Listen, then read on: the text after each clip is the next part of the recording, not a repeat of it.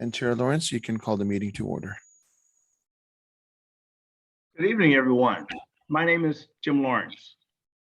Welcome to today's meeting of the 2021 Supervisory District Lines Advisory Commission.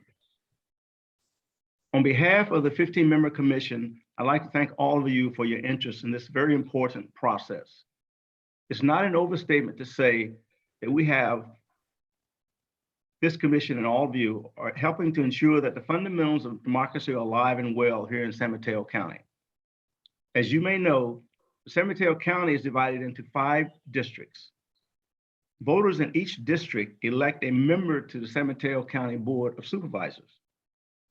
Our work today here will determine which neighborhoods and communities are grouped together in those 5 districts. Now, why is that important? 1, how and where districts are drawn can shape communities' ability to elect representatives of their choice. 2, districts substantially equal in population help to ensure residents have equal access to representation. And 3, revisions to district boundaries have lasting impact. They remain in effect for the next decade. So it's important to remember that the Board of Supervisors are full-time elected officials who oversee a $3 billion annual budget. That budget funds programs that include social services, public health programs, housing programs, roads and infrastructure, county parks, elections, and all important public safety. The Board of Supervisors also acts as a primary local government for residents who live in the unincorporated areas. Board members serve on numerous regional agencies that set policy for transportation, environmental protection, and several other important issues. It's a very important role in our county. So we look forward to hearing from all of you today about what you consider your community and where you might draw the lines that help us define districts for the next decade. Thank you for being here tonight. I'll turn it back to the clerk for roll call. Thank you, Mr. Chair. Before I take the roll call, I do want to mention that this meeting will be interpreted into Spanish, Mandarin, and Tagalog. To access the audio channel for these 3 languages, please click the globe icon at the bottom of your Zoom screen on your taskbar. There will be a menu that will appear, and then you will be able to select your language of choice. Mr. Hernandez and the other interpreters, if you could translate this, please. Thank you. Thank you, Suki. Muy buenas tardes. Le queremos dejar saber a todos ustedes que esta reunión será interpretada al español, el mandarín y el tagalo. Para poder acceder al canal de audio de estos 3 idiomas, usted tendrá que hacer clic en el icono del globo o un icono del mundo situado al fondo de su pantalla en la barra de tareas de esta plataforma de Zoom. Después aparecerá un menú y entonces usted podrá seleccionar el idioma que usted desee. And now I'll turn it over to Wei Quang Tang for Mandarin.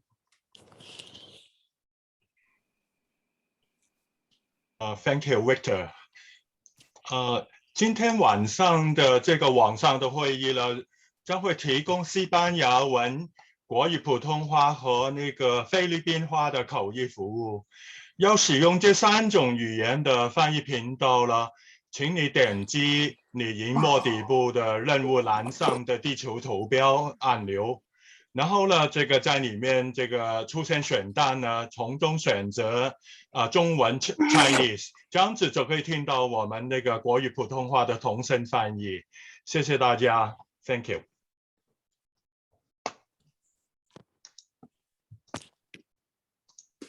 And now Carol will provide the instructions in Tagalog. Carol?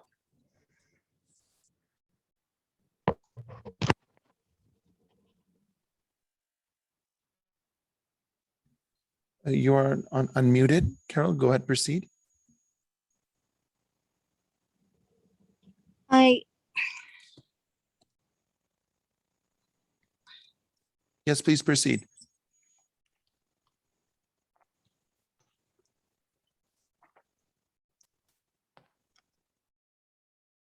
Ms. Mendoza, we can't hear you. Sorry, Suki, it may be that we're having some technical issues on Ms. Mendoza's side. I sincerely apologize for that inconvenience. I'm gonna see if I can troubleshoot it and then we can get back to that. Sure. I'll start the language interpretation now. So folks, they can select their language. All right, let me take the roll call now. Commissioner Azos is absent. Commissioner Bandarpali, Present. Commissioner Barber is absent. Commissioner Bledsoe. Present. Thank you. Commissioner Chan is absent. Commissioner Chow. Here, present. Thank you. Commissioner Davis. Present. Thank you. Commissioner Dinan is absent. Commissioner Espinoza. Present. Thank you. Commissioner Guerrero. Present. Thank you. Commissioner Monzon Ruiz is absent. Commissioner Albert is absent. Commissioner Romero. Present. Thank you. Commissioner Salander. Present. Thank you. And Chair Lawrence. Here. Okay, we have a quorum, so we can proceed. Okay. I guess item 2 on the agenda. I'm sorry. I was gonna say item 2 on the agenda or comments and for the public to address the commission on anything that's not on the agenda. Perfect. Thank you, Mr. Chair. For those attending the meeting in the Zoom video conference, we will use the raise hand feature in order to organize any public comments. When you hear your name called, I will send you a request to unmute your mic. And once you accept the request, you can begin speaking. These instructions are being provided live in Spanish, Mandarin, and Tagalog. If you want to hear this meeting in any of those 3 languages, please click the globe icon at the bottom of your screen on your taskbar and select the language.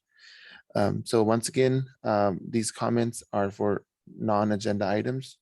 So if you could raise your hand, that'd be great. Okay, we'll allow 10 more seconds for members of the public to raise their hand.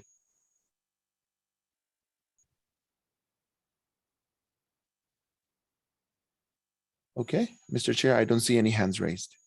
Okay, well, then we'll move on to the next item is to accept the agenda, and I'll ask for a motion. I move to accept the agenda.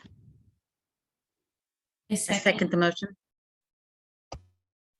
Thank you. Motion was made by Commissioner Bandarpali, seconded by Commissioner Davis. I'll take the roll call. Commissioner Bandarpali, Yes. Commissioner Bledsoe, Yes. Mr. Chow, Yes. Commissioner Davis, Yes. Commissioner Espinoza, Aye. Commissioner Guerrero, Yes. Commissioner Romero, Yes. Commissioner Salander, Yes. and Chair Lawrence. Yes. Again, for the record, the following commissioners were absent: Commissioners Azos, Barber, Chan, Dinan, Monzon Ruiz, and Albert. Please proceed, Mr. Chair. Thank you. So next item is the item 4, the approval of the minutes. The minutes of 2 meetings, September 11th and September 13th. So I'll ask for a motion for approval. And Mr. Chair, before the motion is made, there is a small edit on September 11th minutes. There was a comment that was written for Commissioner Chow, but I accidentally mentioned Commissioner Chan's name, so I'll make sure to fix that and replace the name with Commissioner Chow instead of Commissioner Chan. So please proceed. Thank you. I make a motion to approve the September 11th minutes as amended, as well as September 13 minutes. And I second that. Okay, thank you. We have the motion on the floor. I'll take the roll call. Commissioner Bandarpali, Yes. Commissioner Bledsoe, Yes. Mr. Chow, Yes. Mr. Davis, Yes. Mr. Espinoza, Yes. Mr. Guerrero, Yes. Mr. Romero, Yes. Mr. Salander, Yes. And Commissioner Lawrence, Chair Lawrence. Yes. Thank you. And once again, for the record, the following commissioners are absent: Commissioners Azos, Barber, Chan, Dinan, Monzon, Ruiz, and Albert. Please proceed. Thank you. Next item is item 5, the pre-mapping public hearing. I want to turn it over now to Ms. Christian Parks to take us through a demonstration. Good evening, commissioners and members of the public. Thank you for being here tonight to learn about redistricting. I am going to start with an overview of the process and our timeline, and then I will spend a few minutes at the end providing demonstrations of our online mapping tools.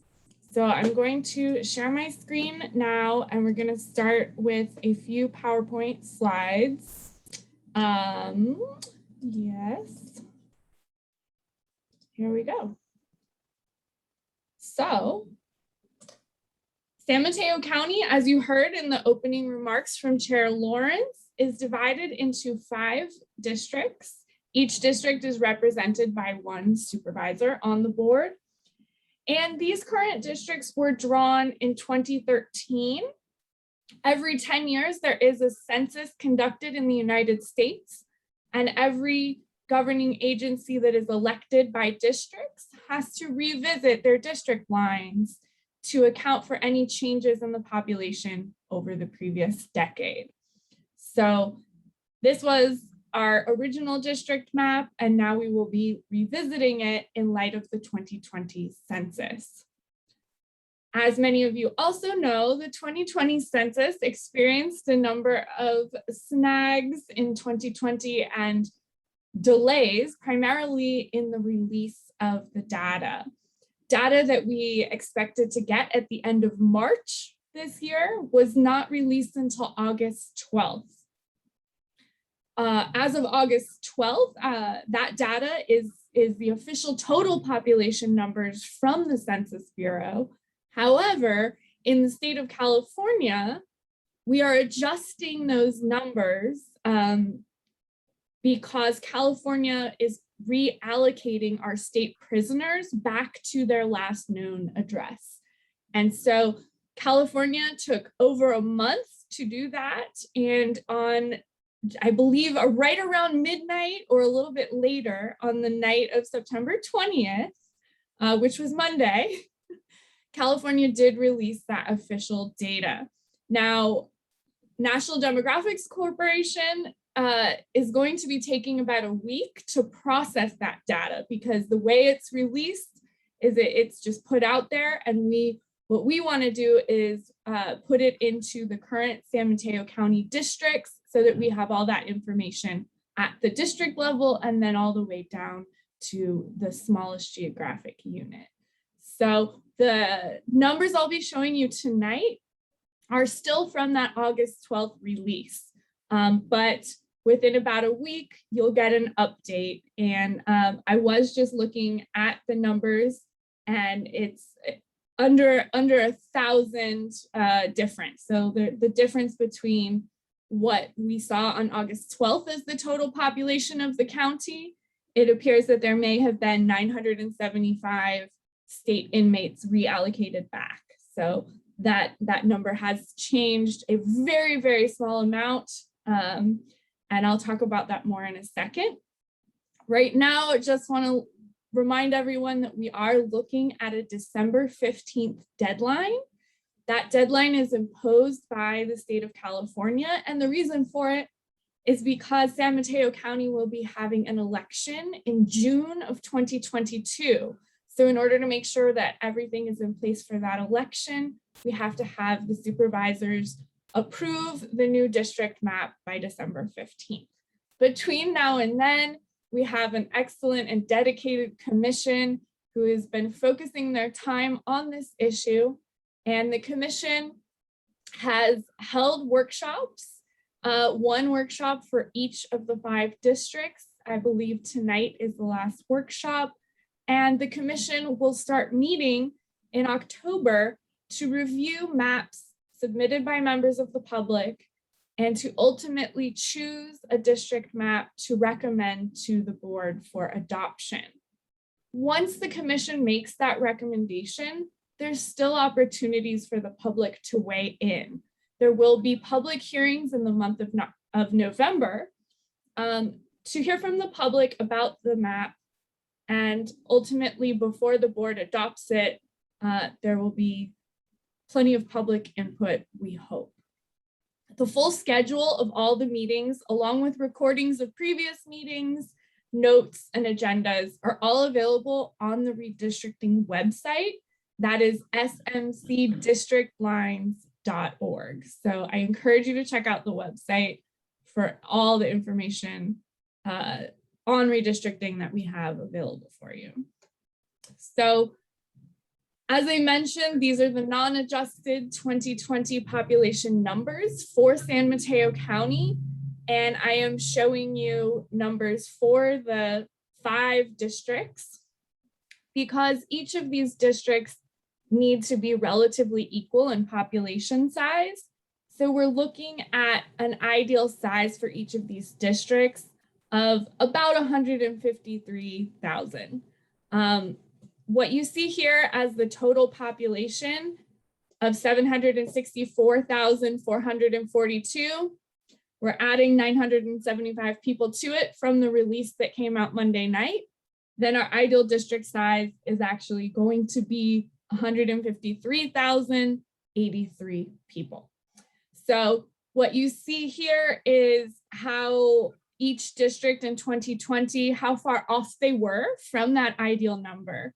And so as we move forward, one of the goals of the redistricting process is to balance out the population more equally across the 5 districts. So here's what that looks like on a map. It looks like some districts may need to gain some population and some districts may need to give up a little bit of population. So I've represented that here as pluses and minuses. Again, some of these that were very close on the margins, right? This may change a little bit depending on which districts those 975 people get put back into. But likely we will still end up with a little bit of shuffling that we need to do to balance the population. As we are looking at those district lines, and we are not just thinking about balancing the population, but we do have a lot of legal criteria that we have to consider. So starting with federal law is supreme and we must consider it first. Federal law is actually where we get the equal population requirement, that each district be rather equal in population size. And federal law also gives us the Voting Rights Act, which says that when we're drawing district boundaries, we must be careful not to dilute the voting power of any protected class of voters. And that's why on this slide here, I'm showing you some racial and ethnic information for voting age citizens that helps ensure compliance with the Voting Rights Act. However, when we're drawing districts, we must be careful not to make race the predominant consideration. If that happens, it's called racial gerrymandering and it's prohibited. So we will be looking at a number of different demographic characteristics and talking about all of the different features of our communities as we draw our district boundaries together. The second body of law we have is state law. In the state of California, there is a new law, the Fair Maps Act, that gives us a rank ordered list of criteria for redistricting. So we have to consider these criteria in the order given to us by law. First, all of our districts must be contiguous. What that means is that our districts must be each district one whole piece with no separate disconnected pieces that you're trying to keep in your district, right? One whole piece. That's about shape, and that's a fairly easy criterion to achieve. The second one I've highlighted here because this is the focus for tonight's hearing and tonight's workshop, is that we want to minimize the division of neighborhoods and communities of interest. What that means is when we're drawing our district boundaries, we want to take care not to divide neighborhoods and communities into multiple districts if those neighborhoods or communities want to stay in one single district.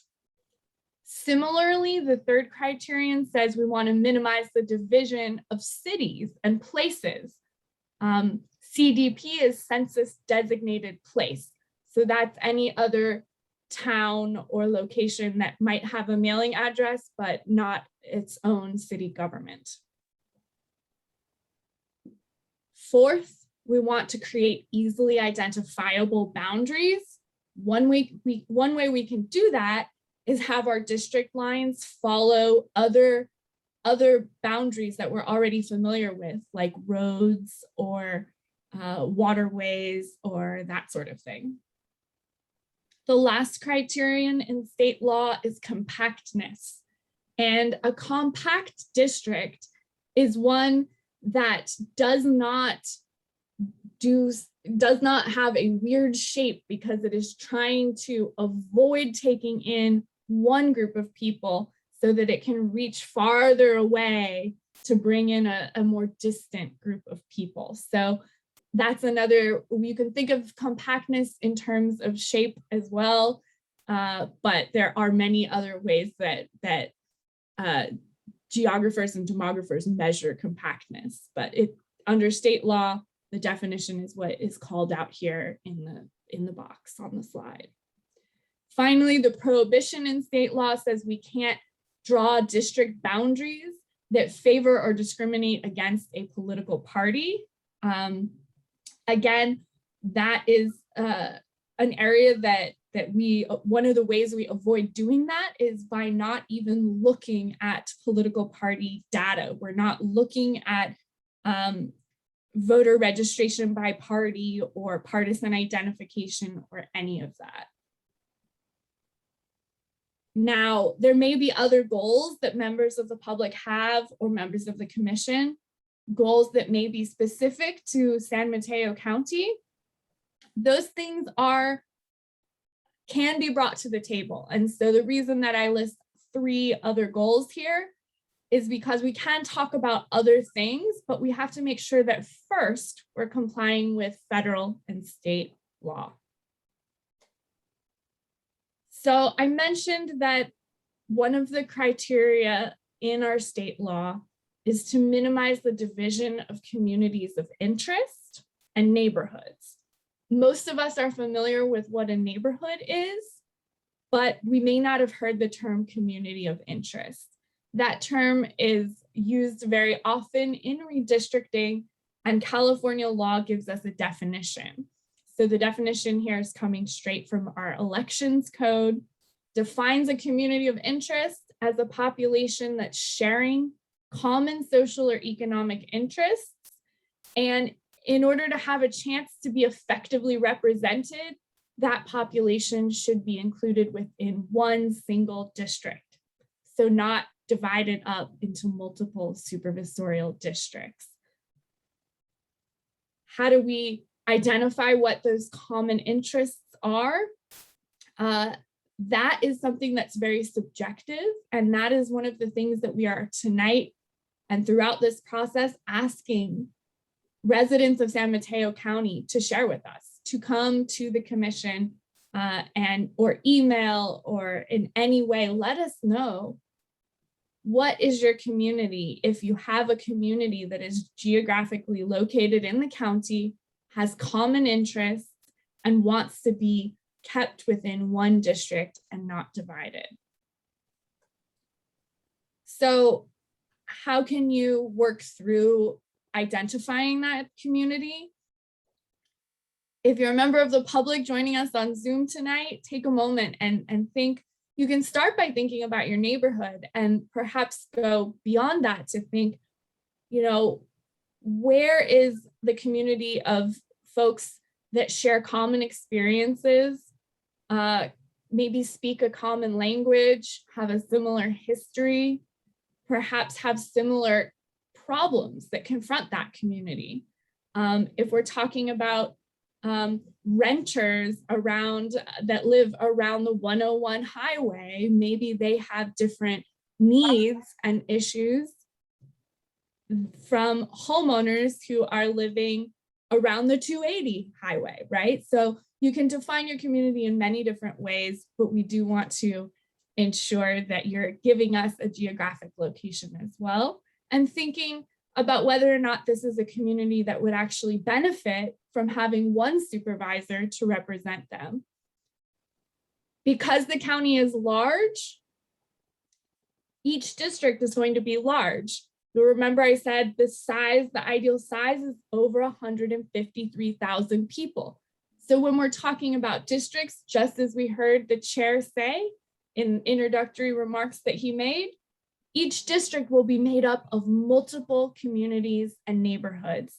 And the challenge that this commission faces is figuring out which communities and neighborhoods should be grouped together within each district. One way that the public can share their testimony about communities of interest is through our online mapping tools. And we also want to encourage the public to draw maps of their ideal district or all 5 districts county-wide. So I'm going to navigate away from the PowerPoint so that I can show you the website and where you can access these online tools. And I am going to briefly demonstrate how to draw maps with them. So if you navigate to smcdistrictlines.org, you're going to find all of the information relevant to redistricting, including a page with the schedule. We're going to click on Draw a Map. Now, I also want to point out that if drawing a map seems like too much work, you can also just make a public comment by typing into the box here, by sending an email, or in any other way that you want to.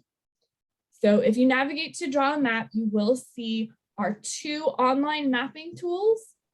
And within a couple weeks, hopefully within a week, whenever we get that new data processed, we will also be adding a paper mapping tool. So very shortly, the public will have access to a paper map that they can draw communities of interest, neighborhoods, or districts directly on a paper map. That paper map will be printed and made available to the public, as well as posted online here as PDFs that you can download and print. So for each of our mapping tools that are online tools, we do have instructional videos posted here. Each of these videos is about 10 minutes long. I always tell people, remember that you can watch YouTube videos at 1.5 speed. You can speed it up or slow it down as you need. I'm going to go ahead and jump in with the first tool, District R. This is a very simple tool that we already have residents of San Mateo County using. They have already submitted maps. And this tool is really good for drawing your community. So if you look at the public gallery, these are maps that have already been submitted by members of the public. And this is really wonderful because all of this gives the commission information about what the public cares about. And I've been showing this first community of interest map just because it has a long written description along with it. And by the way, any member of the public can click on these maps to see them. So what you have here is a map named San Mateo County Coastside and a text description of why this community of interest matters, as well as highlighted in blue where that community has been identified. So that's what it will look like if you choose to publicly share your map. And then I suggest clicking on the red button to start drawing your map. This is where you can draw a community of interest or a neighborhood. The next tool that I'm going to show you is better suited to drawing all 5 districts. So When you get into the main District R page, you're going to see a map that you can navigate through just like you would Google Maps. You can click on the map and drag it around your screen. You can zoom in by clicking the arrow and zoom out by clicking the minus sign. So on the right side of your screen, you have your drawing tools. You can also look at certain data on the map if you want to get an idea of demographics of the area you might be drawing before you start drawing. You can click on data layers. And one of the things you can look at is you can look at the current district boundaries. If you check the box next to current districts, those current district boundaries appear. If you want to look at population, you can show the total population as shaded regions. You can show it as circles. So I'm going to check the box for show population. And now you can see, get a better sense of where population density is throughout the county. Perhaps instead we want to look at where people speak Spanish at home. We can look at that. And the legend, of course, is here. You can see from 0% to 100% of that particular block where people are speaking Spanish in the county. So there's a lot of demographics you can overlay onto this map. And this can sometimes be helpful for you in figuring out where your community of interest is located. If you want to start drawing, you're going to be using the paintbrush tool. You're going to click on the paintbrush and you can increase or decrease the size of the brush. I like to keep it pretty small. And so we can zoom in here. And once you hover your mouse over the map, you get a preview of what blocks will be selected. So this can be very helpful. To select the blocks, you just click, and you can click and drag if you like, and it will highlight directly onto the map, just like you are painting it. And perhaps I want a smaller brush size. Perhaps I make a mistake. I click on the eraser, and just the same way that I have selected these blocks, I can erase them. And I can zoom in. Now, if I want to drag the map back to the center of the screen, I do have to click back on this hand tool. Okay, here we are. Let's finish painting a community here.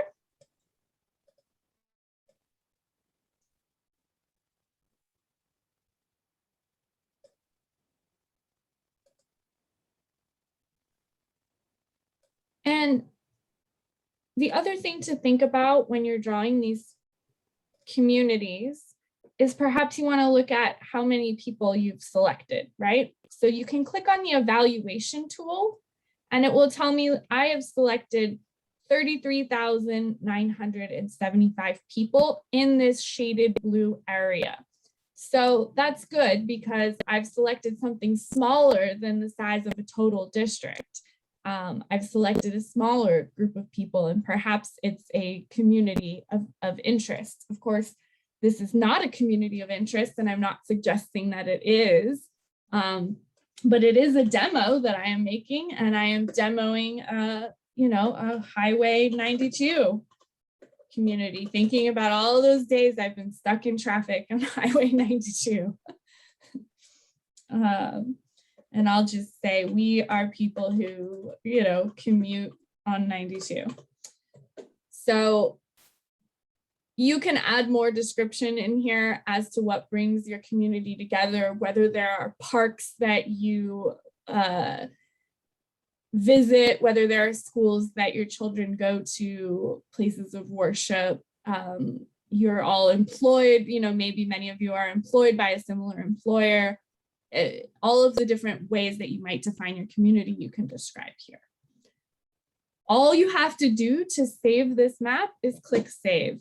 It has automatically been submitted and NDC will be gathering all of these submitted community maps and processing them professionally. They will all enter into the public record and be shared with the commission for their consideration.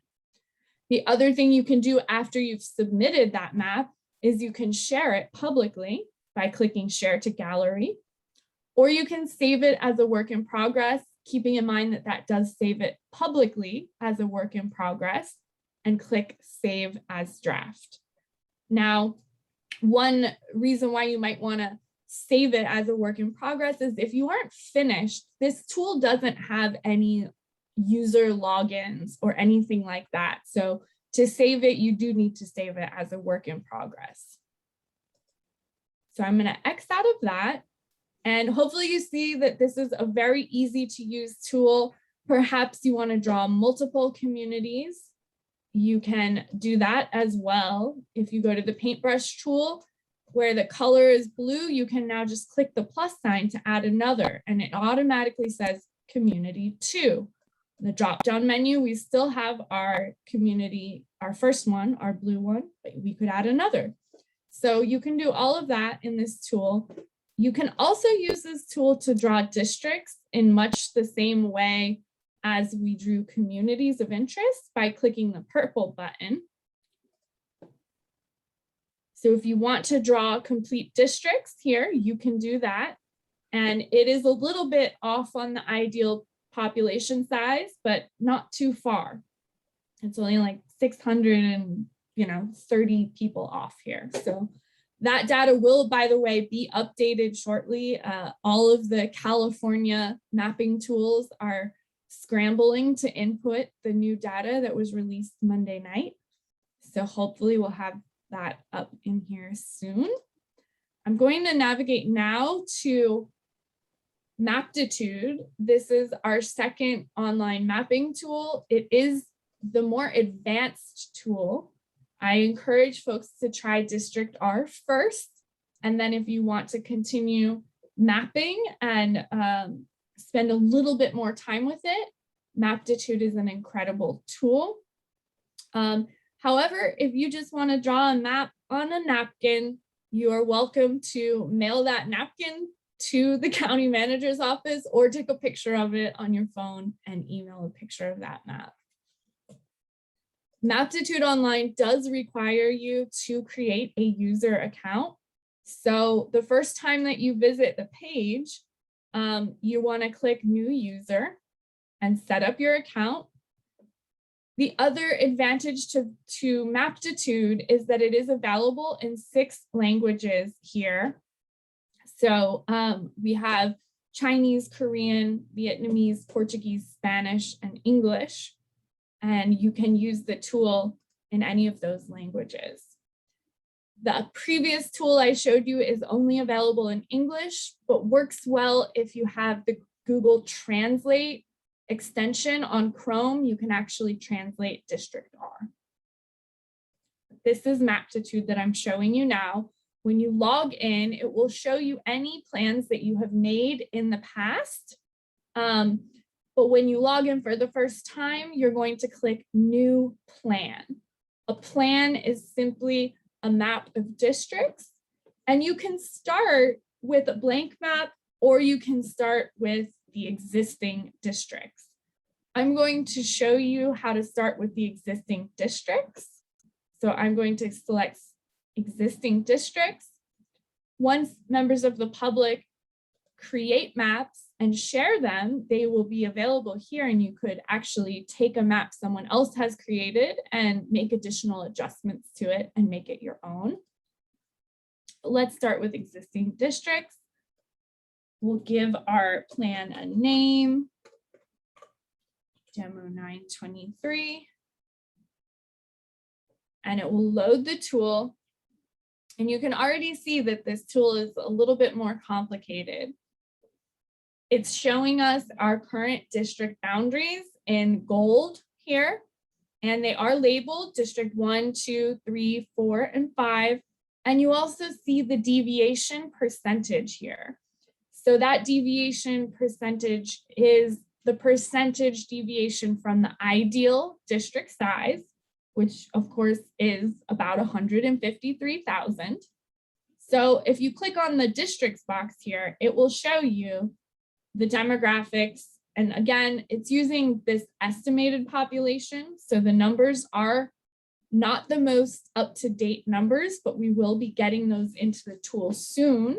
I say we, but I really mean Caliper, the company that runs this tool. So you can see the current districts. That's what we're starting with. Again, you can click and drag this map on your screen and you can zoom in. It's a little bit different. You don't just click the plus sign, you click the plus sign and then you click on the map. Or what you can do is zoom in by selecting a rectangle and it zooms into that rectangle. Now, there's a lot of rich demographic information here that you can look at on the map. And some of it is difficult to see. So I want to spend a moment in this options box. So if you click on the options box, you are given layers and options. I'm going to increase the size of the labels to 100%. So that just makes it all a little bit bigger and easier to read. You have a legend here that shows you, for instance, that the yellow or gold outlines are the current districts, that there are city and town boundaries here. You can see streets, railroads, water, etc. And if we go to layers, we can turn off some of this stuff if we want to. You can see what happens when we turn off streets. We could turn off railroads if we wanted to. There's the Caltrain, maybe we want to keep that in. Now, when I turn off streets, you still see what looks like streets. Those are actually the census blocks, okay? So, and they often follow the lines of roads, but not always. What's great about turning off streets is I found that that's the best way for you to actually see the boundaries of the cities. And one of the conversations that came up at our last workshop was talking about the fact that there are cities in San Mateo County that are currently divided. And right, we're looking at one right now, we're looking at San Bruno, and you can see its boundaries here, like are extending through different districts. So this layers menu is how you select what you might want to look at. Again, you can look at school districts. Now you have some school districts showing up, et cetera, et cetera. So into options, back to options, we can also put themes on this map. And this is where you're going to find that demographic data. So we can look at things like renters. We can look at income. We can look at people who have graduated college. And all of this is going to show up as percentages for each census block. So let's look at renters. Immediately, the map becomes very colorful. What we're looking at is a heat map. And this heat map is showing us renters for each census block.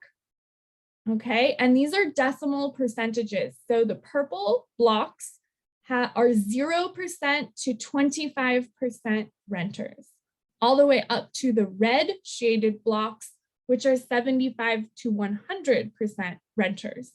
So this might be information you want to look at very closely as you're thinking about which areas to move. And the reason that we started with the existing districts is because I wanted to show you what I find to be the easiest way to use this complex tool, which is rather than drawing your 5 districts from scratch, you can just move census blocks from one district to another. Now, based on these estimated numbers, it's telling us here that District 5 is slightly underpopulated relative to the ideal population size. And the District 3 is slightly overpopulated. So the reason I've zoomed in to these two districts is to show you how you might take some population from District 3 and assign it to District 5 to balance out those population differences. The way you do that is by using the toolbox window. So the toolbox here, make sure you open the toolbox. The toolbox, and let's get rid of that renter theme because it will just, there we go. Then things become a little clearer. And you just click on these three lines, what I guess they're called hamburgers, to open and close these windows.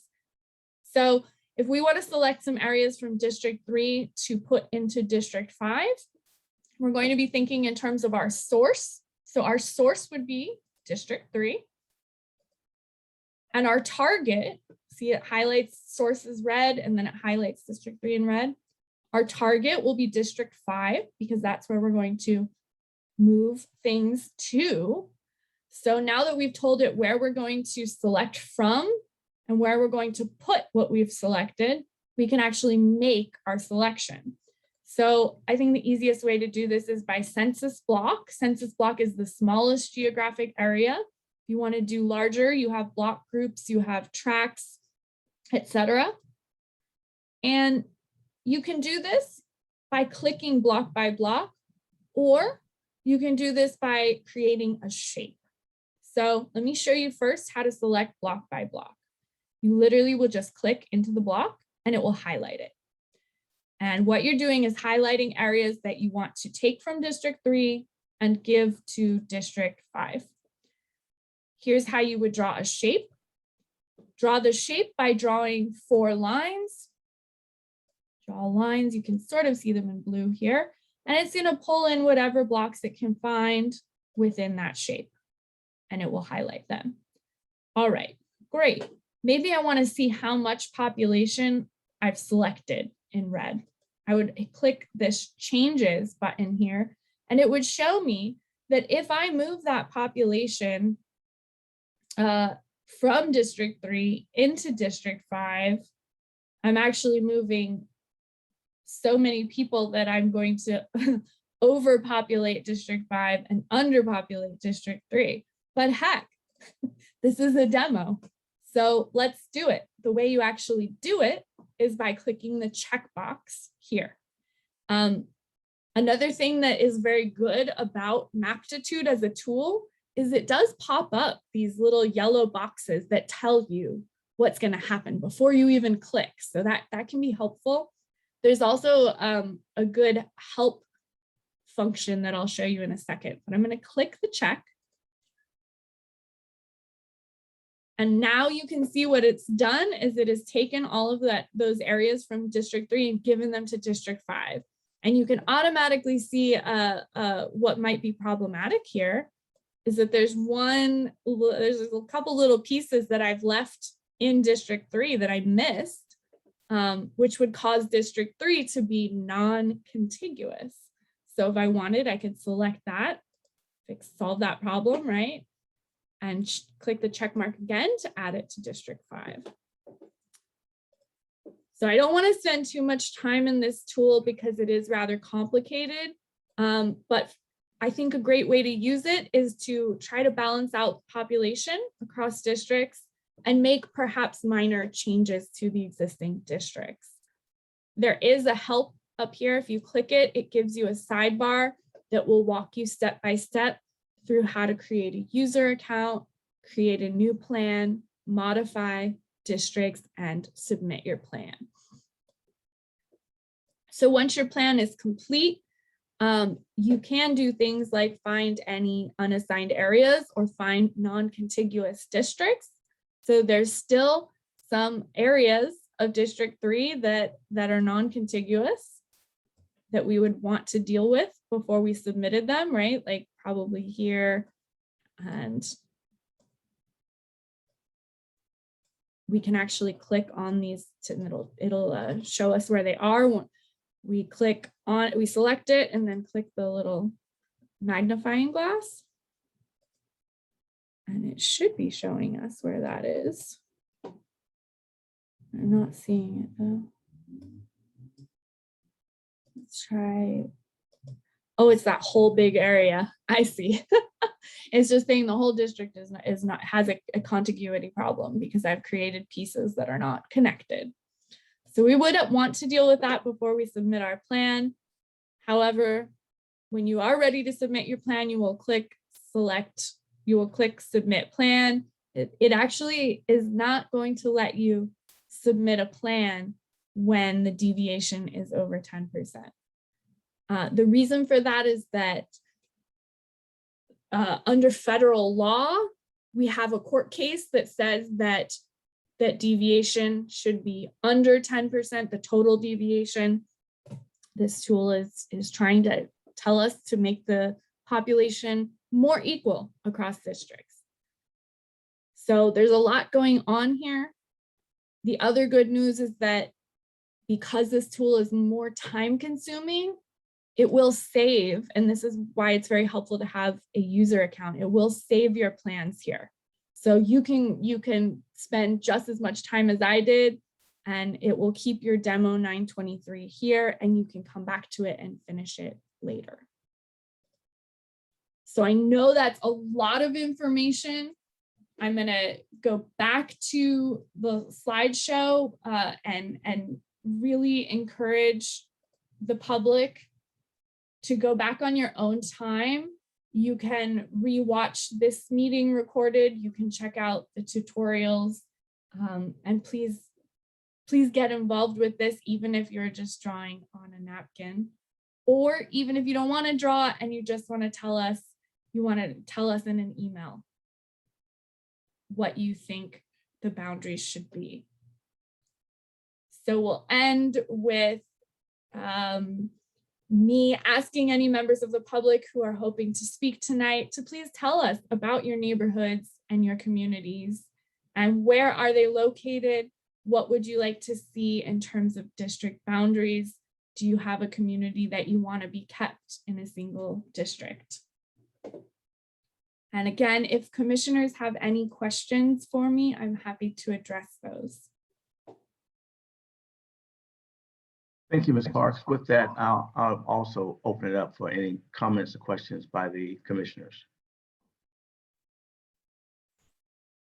Chair Lawrence, I do see a hand raised from Commissioner Bledsoe. Please proceed. Thank you. Through the chair, I do have a question for Kristen, and that is in the mapping tools, how is farm worker housing depicted? Is that depicted as rental housing? Yeah, that's a great question. So farm worker housing would fall under group quarters, and the way that the US Census counts that is that actually the facility itself completes the census and says this is how many people reside at this address. So similar group quarters would be college dormitories or homeless shelters. Anything that is group quarters is reported to the census that way. Are there problems? Yes. We just found out in 2020 that one of the dorms at a major university, a dorm with 800 people, wasn't counted by the Census Bureau. And we still have to work with that because we have to work with the official census data. So hopefully the farm worker housing has been accurately captured. If you have particular areas you want me to look at, I'm happy to look at those. Okay, thank you.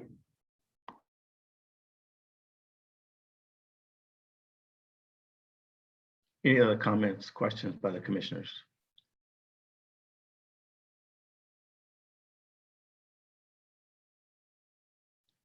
I assume no hands, so we'll move on to item B, and I'll ask for a motion to open the public hearing. Make a motion to open the public hearing. I second it. Thank you. And before I take the roll call, I do want to mention that Commissioner Chan joined the meeting at 7:10 p.m. So motion is made to open the public hearing by Commissioner Nirmala Bandapalli, seconded by Commissioner Chow. Commissioner Bandapalli, Yes. Commissioner Bledsoe, You're, Yes. thank you. Perfect. Commissioner Chan, Yes. Commissioner Chow, Yes. Commissioner Davis, Yes. Commissioner Espinoza, Aye. Commissioner Guerrero, Yes. Commissioner Romero, Yes. Commissioner Salander, Yes. and Chair Lawrence. Yes. And for the record, following commissioners were absent, Commissioner Azos, Barber, Dynan, Monzon Ruiz, and Albert. So public hearing is now open. And members of the public, now is the time to raise your hand if you wish to speak on item 5. And these instructions are being provided live in Spanish, Mandarin, and Tagalog channel. If you wish to join those channels, it's the globe icon at the bottom of your Zoom screen. So I'll allow maybe 10-15 seconds for public members to raise their hand.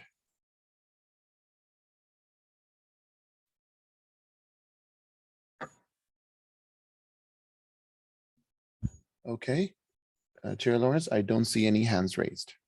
Okay. Well, certainly we're hoping a little bit more public comment, but being it as it may, I'll ask for a motion to Make a motion to close the public comments. Second. Thank you. Motion is on the floor. I'll take the roll call. Commissioner Bandapali, Yes. Commissioner Bledsoe, Yes. Commissioner Chan. Yes. Yes. Thank you, Commissioner Chow. Commissioner Chow. Oh, yes. Okay, thank you. That's okay. Commissioner Davis, Yes. Commissioner Espinoza, Aye. Commissioner Guerrero, Yes. Commissioner Romero, Yes. Commissioner Salander, Yes. Chair Lawrence. yes. And for the record, following commissioners were absent, Commissioners Azos, Barber, Dynan, Monson Ruiz, and Albert. So the public hearing is now closed. Back to you, Mr. Chair. Okay, thank you. Our next item on the agenda is commission member reports.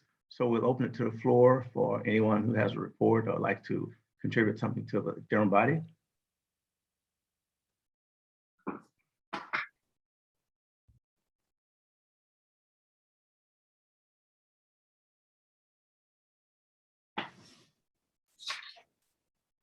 I see one hand.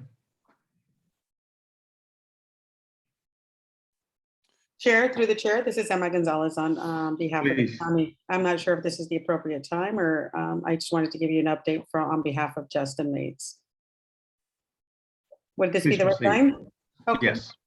Good evening, commissioners, and thank you. I want to take a time to thank you all for your responses to the poll regarding your availability for the October meetings. Most commissioners appear to be available on the October 7th and October 21st. And that date allows us 3 full weeks for additional outreach on communities of interest and map drawing. So we will schedule the first meeting of October for October 7th on that evening. The October 21st meeting, we anticipate that the commission will decide on and recommend the map that will be presented to the board of supervisors for its consideration and approval.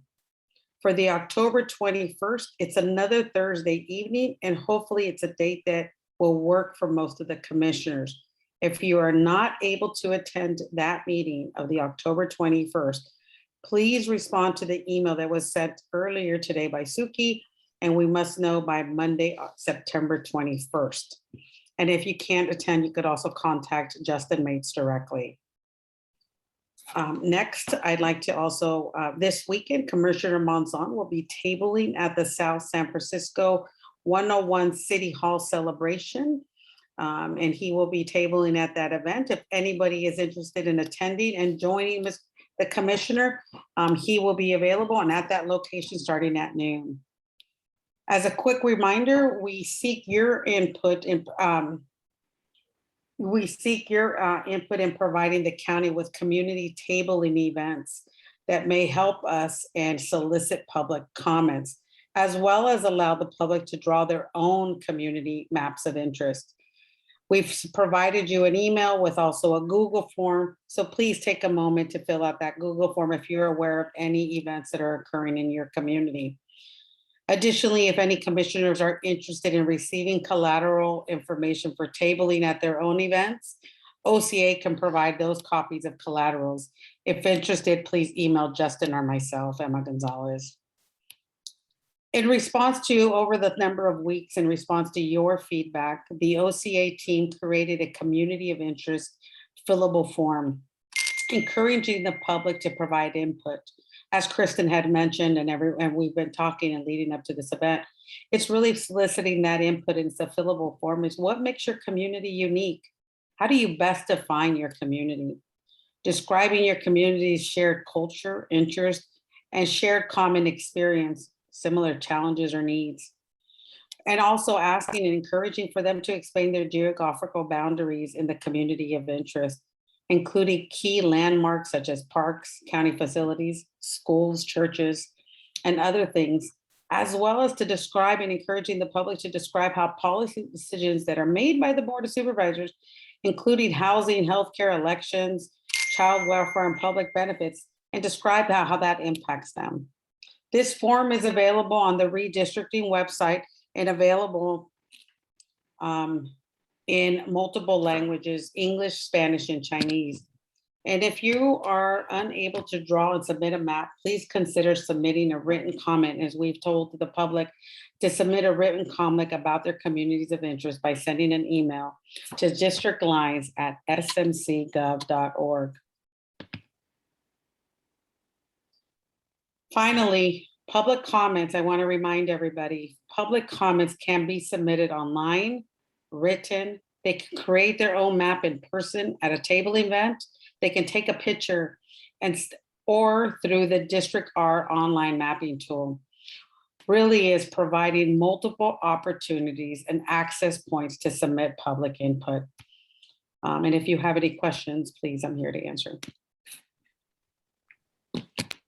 Are there any questions for Ms. Gonzalez?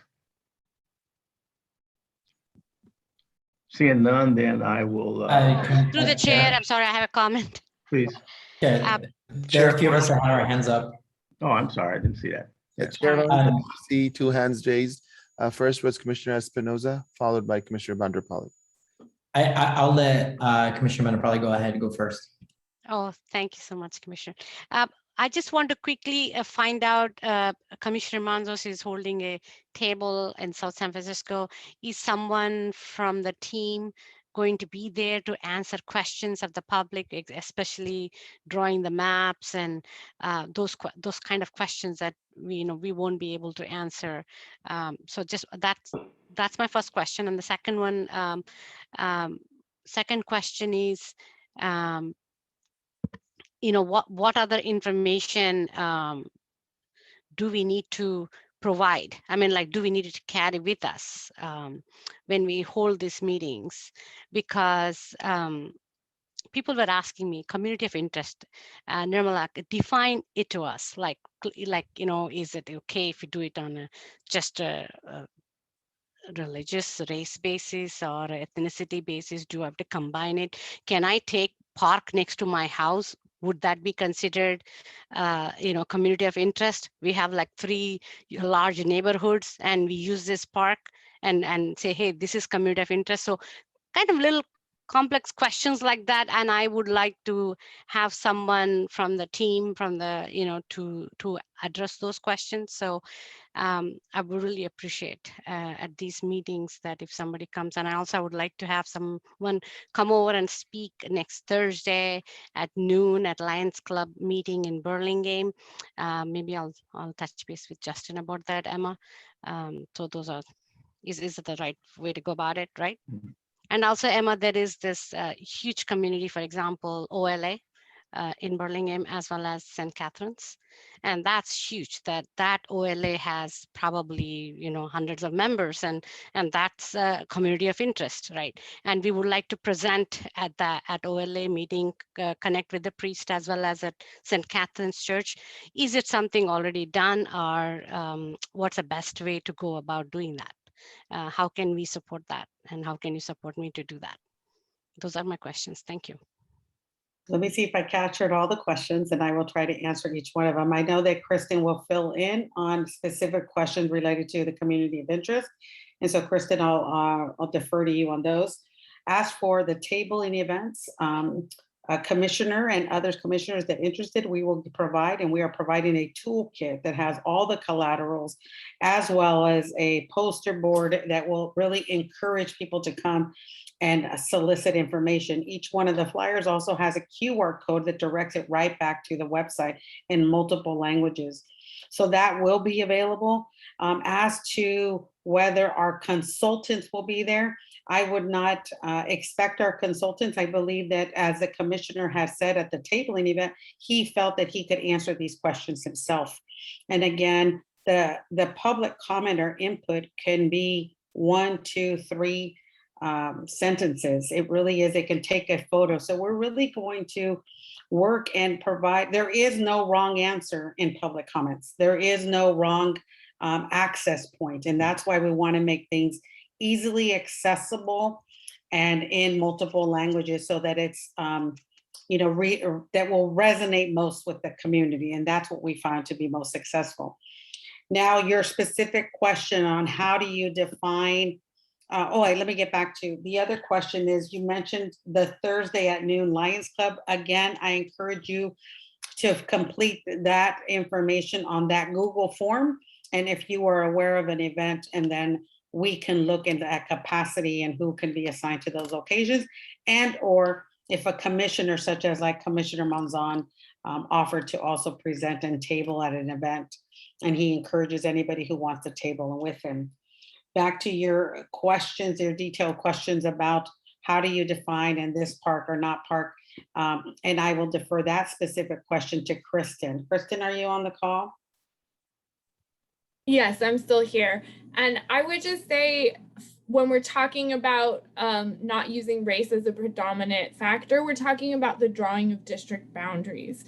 So when we're asking folks about communities of interest, we really want to give them the opportunity to define that in whichever way they're most comfortable doing so. It's pretty subjective, right? The law says common social or economic interests. So as long as they're talking about a community that they can geographically locate, I would always push people, if they will have a sense of their community, and I would push them to say, okay, well, where is this community and what are some of the main things that bring you together? Do you want to be in one supervisorial district? Those are sort of the main things I would ask. And just a reminder that one of the things that NDC will do, that is our job, is as we are processing everything received from the public, all of the maps, that is, we will be identifying which maps are legally compliant or not, and meet things like population equality for people who submit complete 5 district maps. Thank you. Thank you. Thank you, Ms. Park. And Ms. Parks, just to piggyback on that and to, I think, follow up on a point Ms. Gonzalez made. If the concern is, how to describe communities of interest generally, like what the definition is, what should you be looking for, the materials that'll be kind of provided for the tabling events will include, some reference materials that can help you at least kind of generally define that term. And then, as Ms. Parks pointed out, and Ms. Gonzalez also pointed out, there really isn't a wrong answer here. That the goal is to get as much information as possible, and then you all will do your jobs to make sure that it's the right and kind of appropriate information. And I'll also say that, and also, if you need additional resources, our office is also potentially available to sit in on tabling events. And so if there's interest for kind of that type of outreach, we can certainly assist.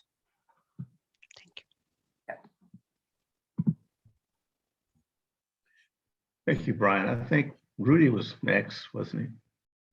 That's Commissioner Esposito. Yes, Chair. I have moved my order to be last because I have a question related to Emma, but also a different question, kind of related, but not to Emma, but to other staff. So I'll wait. Thank you. Okay. Commissioner Romero. Thank you. Thank you, Kristen, for the presentation. I feel like every time I listen to it, I learn something new. And but so a couple questions. I was wondering if someone could resend the Google link regarding the community or like the tabling events to the commissioners. I'm trying to search through the email, but I can't seem to find it. And then the other question I had was if we could have the chat feature enabled on these meetings. I know I can't tell like if the folks that are on this call, if some of the folks, you know, obviously the ones that say commissioner or we've met via Zoom, we can tell that who's who and our county council and our consultants. But I'm just thinking like that's another way for our community members to communicate with us through the chat feature. Because in theory, right, they would be able to raise their hand and talk to us if we were meeting in the community. So just curious about that, just opening up that chat feature on Zoom. And then, oh, sorry, one more, go ahead. And then, sorry, last one, I promise, Emma. And then the last question was just about, for Ms. Parks, about when those cheat sheets will be ready and if they'll be ready prior to that October, 7 and hopefully October 21st meeting. Because the sooner, I feel like the sooner we, you know, it's hard to convince someone to use something when you don't really know how to use it. It's like when you get a new iPhone and you're trying to figure it out and you have no idea what you're doing, right? And so it's like, it's just a lot of, I mean, the Maptitude thing is really cool, but it's also a little bit intimidating. Yeah, I'm hoping to get you cheat sheets next week. And then I can answer, we will definitely send you out that Google link to the entire commission. We're more than, we can do that within the next couple hours. And then as to enabling the chat feature, two things I'd like to do is one, I'm not sure if you're aware, when you go to the participant side, there is the panelists, which are the commissioners and the staff, and then you have your attendees. So tonight we had 8 attendees, and so we have been tracking who is there from the attendees. Now, whether to enable the chat feature, I would defer to county council on that. Yeah, I'll kind of chime in a bit on that. Just for Brown Act purposes, you know, we want to minimize chat between the commissioners. Right, any comments you make need to be out loud, so folks can kind of see that and be a part of that. And then also comments that the public makes, you know, we want them to comment at the public comment times, so we can properly track that. And so, kind of enabling the Zoom kind of takes that kind of aspect away, and it makes me a little nervous, just from the Brown Act perspective. I think Emma can talk a little bit about, we've kind of expanded the vehicles for public comment to include, the social media posts, direct emails, kind of the web form, the QR thing. So we're trying to do as much as possible kind of outside the meetings. To kind of allow informal comments, but in the meetings, we have to keep it a little more formal than we probably would like, just kind of for the Brown Act reasons. Does that make sense?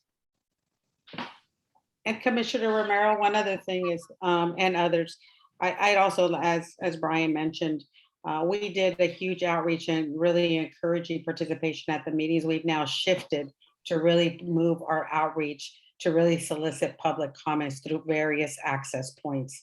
And that will include in-person, at the request of the commission, in-person tabling, social media, et cetera, in multiple languages. And so staff has really taken a unique approach and really trying to just solicit, obtain, and encourage that community feedback. Emma, do you happen to have the web form and kind of the explanatory cover page handy? Yeah, I think I can have it. Do you want us to just email it to everybody or share it as a document? We could send it as an email. Just want to make sure that the commission actually sees kind of what you all put together. Yeah, Um, definitely. Let me give me a second while we're answering another question. We can try to get that up online right now to just share the screen with you. Okay, we have another hand raised, Commissioner Chow. I know Commissioner Spinoza wanted to go last, so does that still remain the order? And Commissioner Chan has raised his hand also. Okay, thank you. Can I talk right now? Please proceed. Okay, thank you. I was wondering if we can have a calendar of events in the district line website. So I know the next meeting will be October 7th, but there might be some of the activities, just like I just heard today about Commissioner Manzo is going to have a tabling on the date. So it'd be nice to have a calendar so we know, what are some of the events and when they're going to be held at and at location. If that could be something that's added into this website, District Lines website, I think that would be helpful. I don't know if that could be done or not. I see a schedule, which is all of our meetings are in there, but not a calendar of events. You know, we are currently able to talk about the public hearing events that are available, but we are not aware of every single event. That's why we're asking for the commissioners, if you're aware of an event, of course, as we know, I want to manage those expectations. We can't be at every event, but we're trying to commit to at least 2 events in each district, but we're not aware of all those events. And so even maximize, trying to prioritize, and this is where we need your help in really telling us about those events that are in the community. Yeah, I was thinking if there's a calendar available so we know what's available out there so we can participate or show up to help. Yeah, we will definitely, I'll take that back and see what we can do on that website. Okay, thank you very much, Emma. No problem. That's all. You're welcome. Commissioner Chan? Yeah, thanks for the time. Just sort of, I like to think of like contingencies, and I know that there are other sort of public processes that have a minimum standard for public outreach, like the housing elements that are taking place throughout the county, for example. Is there a similar sort of thinking on what that outreach standard should be for this redistricting commission? And in the event that, not saying this will happen, but like in the event that we only have like a small number of maps or a small number of public comments, like how should we think about this exercise and trying to gather feedback from the public, and how we should think about the map that's ultimately we deliberate and choose from? Like, would NDC be able to provide something that's sort of, well, this is the best that we can do in the absence of and or scarcity of public comment? Or is there potentially an opportunity to say, like, look, that we need to try harder, perhaps extend the time? I know the time is like something that we've talked about over and over again, but I'm just trying to think aloud, like, what if we get to the end of October and there's very little public input? What do we do? Brian, take the lead on this. Commissioner, I think you bring up an excellent point, and it's something that we struggle with every day on the back end. And I assure you, with all your inputs and your feedback, there is nothing that we're not willing to do. We are attempting to do really thinking out of the box. And so I think I'll look to also Brian and County Council about the standard and kind of the processes. Yeah, sure. So the elections code does include some standards. They're pretty vague, and they're more, and they're not focused on results. They're focused on kind of attempts, kind of front end, reasonable efforts. So the law basically says that the county shall take steps to encourage residents, including those in underrepresented communities, to participate in the redistricting process. And then it says, good faith attempts include the following: providing information to media organizations that provide county news coverage, and providing information through good government, civil rights, civil engagement, and community-based organizations that are active in the community. That's it. That's what it says. Those are the standards for outreach. We've done those and we continue to do those. And then, as Emma explained, we're trying to find other kind of more creative, more kind of relevant ways to actually reach people. The standard was, a standard drafted by the state legislature, talking about things in a vacuum. And how that actually kind of plays out in the real world is what we're trying to address with social media, with the QR codes, with the tabling stuff.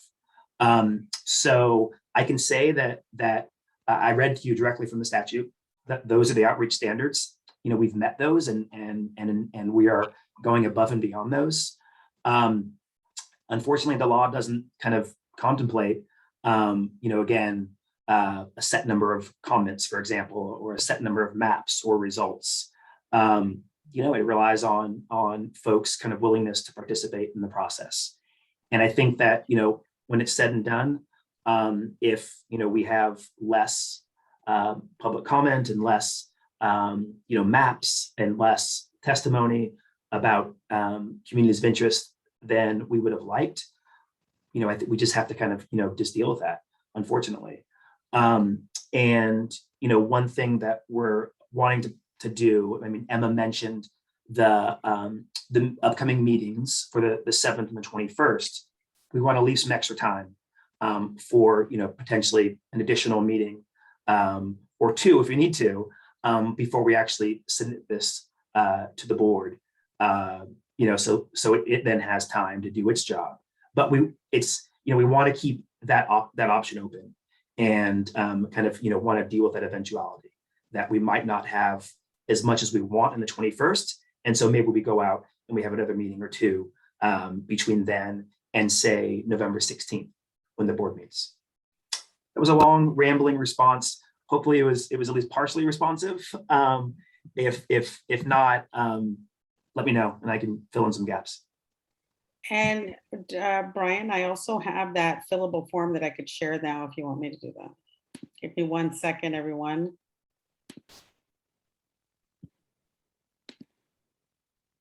Can you see my screen? It says community. Yes. Got it. So this is the fillable form that will be available online, and is available online. If you can see here, it describes what redistricting is, what's your community of interest, and kind of examples of community of interest.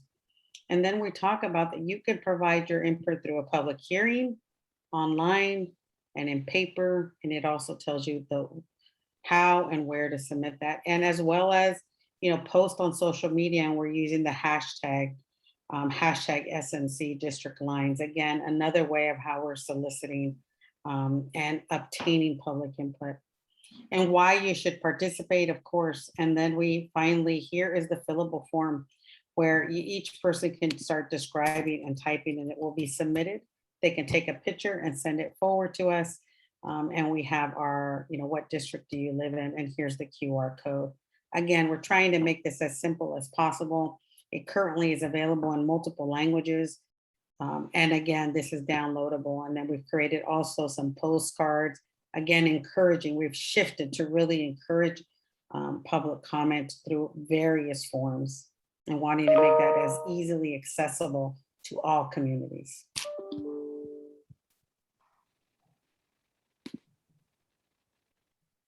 Thank you, Ms. Gonzalez.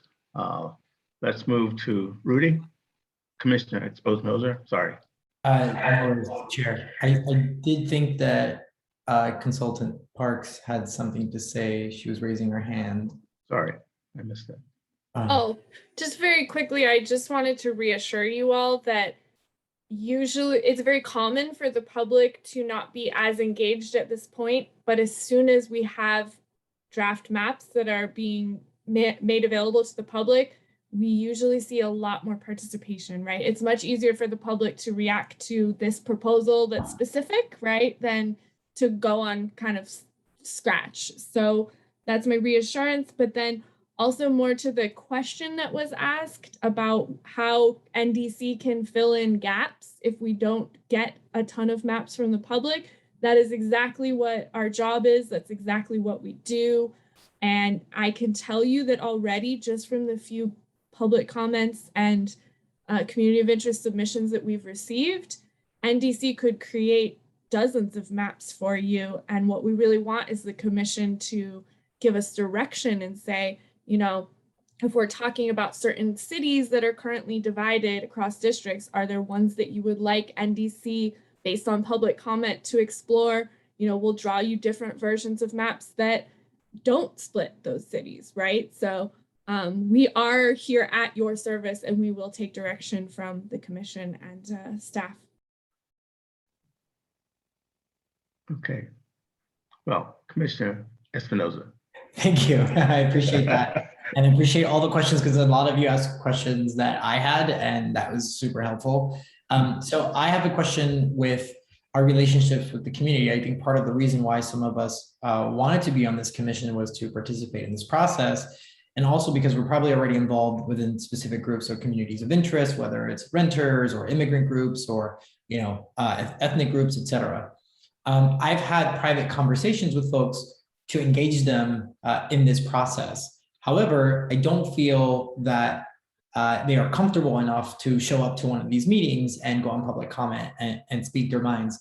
So I'm wondering if through the commissioners, if groups can work with them to maybe draw a map and submit it, and do we encourage them to submit under their name? Do we do that under ours as a commissioner? I'm just curious if there's a way, because I've had multiple private conversations about this process, and people are like, "Oh wow, this is really important. This will impact, you know, my community." But there maybe not folks who are maybe extroverted enough or comfortable enough to be in a public forum and to speak up. So I'm just curious, what are some possible solutions there? That's one question. So if anyone wants to, Yeah, really quickly, I would say that NDC encourages you to help members of the public to submit maps under their own names. But we do want to discourage commissioners from submitting maps at the very beginning, because that can have a chilling effect if the member of the public is seeing that, you know, Commissioner Espinoza's map is going to have to be considered side by side with theirs. They may be discouraged from submitting it in the first place. Yeah, and that was my understanding. That's why I was curious, because I as time has gone, I've realized that people do care, but they're not showing up here. So I know people care. I know people know about this, but don't speak up. Like I saw folks who I know on the list of attendees today, but didn't speak up, right? So that's why I'm thinking, like, you know, maybe there's other ways for us to channel that. So that's a good response. The other is for meetings in October. Are any of those meetings going to be in person, or are we still continuing to hold those virtually? Those meetings are still right now virtual. Again, we're still under the pandemic, but we will be doing tabling in person. One of the ideas, Commissioner Espinoza, I would like to say is that we could definitely explore, and I'll go back and take it back to staff and see if we can maybe open up a staff hours, or look for ways that we can also answer some questions. Again, I will explore other opportunities. I too have been out and speaking with many community members, and many of them have participated over the weeks. You know, we've seen 18, 20 people in attendance. But again, like as you said, you know, whether they're coming in written or they're waiting to see more of the maps, as Kristen mentioned, I'm really hopeful based on my own interaction that those maps or those comments will be coming shortly, now that the data is available. Thank you, Emma. Thanks, Kristen. All right, thank you. Commissioner Guerrero raised his hand. Thank you, Mr. Chair. I only just wanted to echo what Commissioner Espinoza was saying. I think the nature of our positions is to enable and empower our community members and for them to see us as resources. And I too have also, you know, had conversations from folks within the district that may not be as privy to comment on a public comment section in a public hearing, but are willing to work together in conjunction with other community members to submit maps. So just really wanted to second that and encourage us to continue to be resources for our community members, especially as this process continues. And so all I wanted to add to that part of the discussion. Great. Thank you for those comments. No further commissioner comments?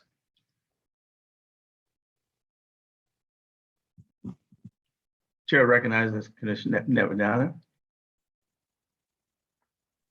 Through the chair, I'm sorry, I was on mute. The question is, as a team, how, when we make a recommendation, there will be conversation back and forth. We need to discuss, we need to agree on. And that meeting would be a long meeting. It wouldn't be an hour meeting, or it might take hours.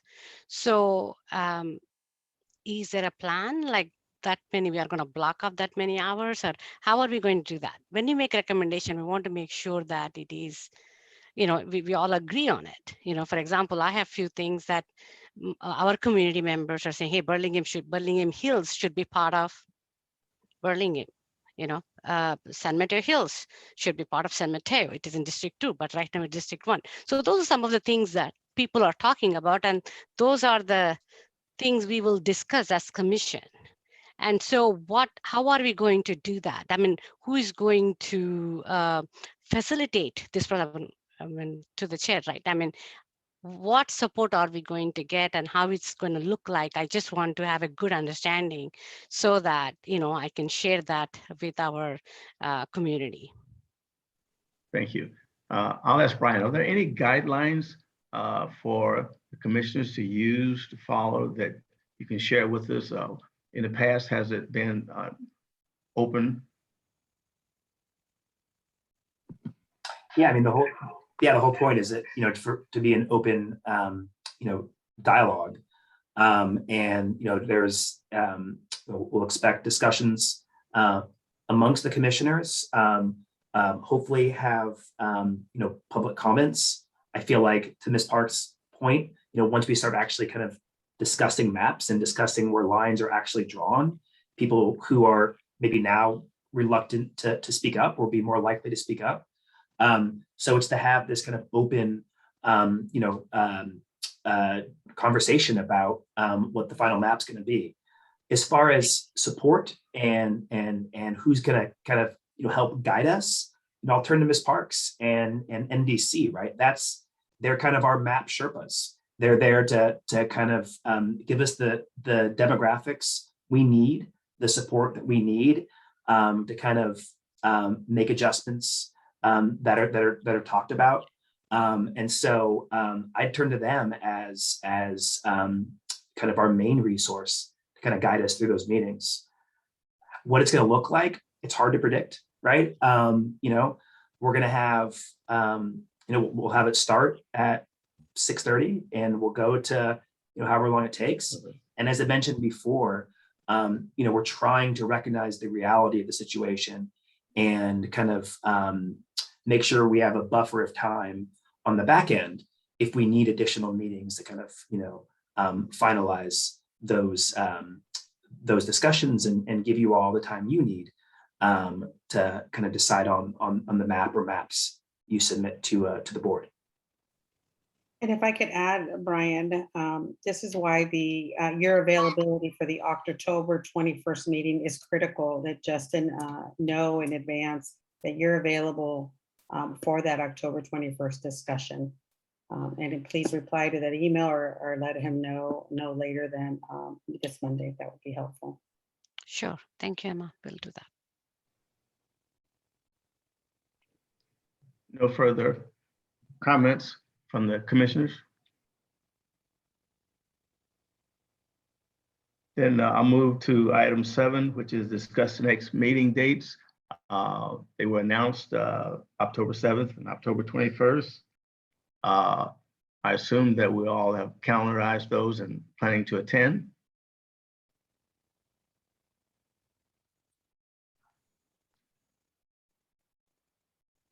Okay, then I'll move to adjourn the meeting. Thank you. It was a good meeting, good discussion. Thank you all. Thank you. Thank you. Bye-bye. So Commissioners and staff. great to see you.